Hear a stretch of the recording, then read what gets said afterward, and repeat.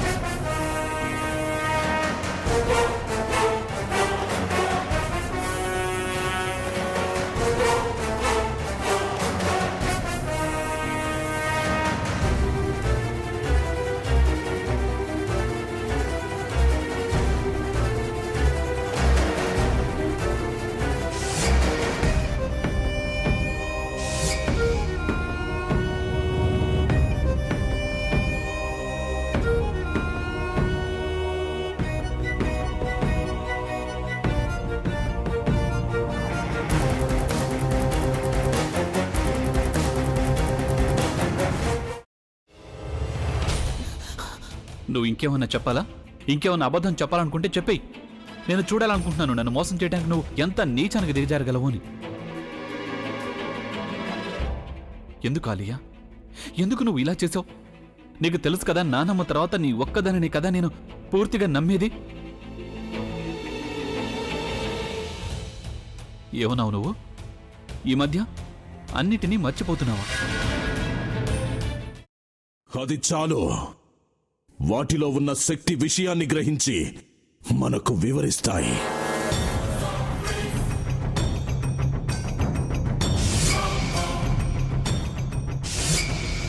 ఎవరు ఆ దండ విప్పొద్దు, గది తలుపులు తెరవద్దు.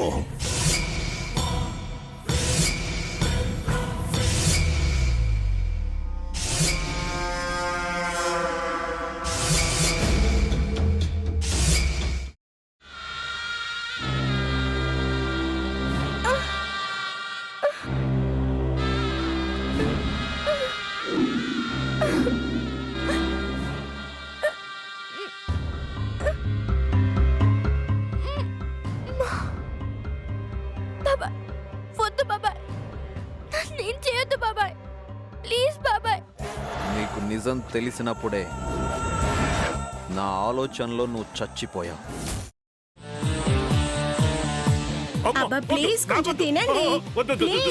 భీమారావు గారు, మీరా? ఇగో మీరా కాదు సక్కుబాయ్. అవును, మీ పనామే లేచిపోయిందని చెప్పి కంప్లైంట్ ఇచ్చినావు కదా. రేయ్, ఆయన కంప్లైంట్ ఇచ్చింది లేచిపోయిందని కాదు, కనిపించడం లేదు అని. అట్లానా? సరే మేడం. ఇడియట్. ఆ వంట మనిషి పేరేంటన్నారు? రత్తాలు మేడం. ఏం పెద్ద మంచి, నీ వంట మంచిని కూడా మేడం అని పిలుస్తావా? రేయ్ హాఫ్ బ్రెయిన్,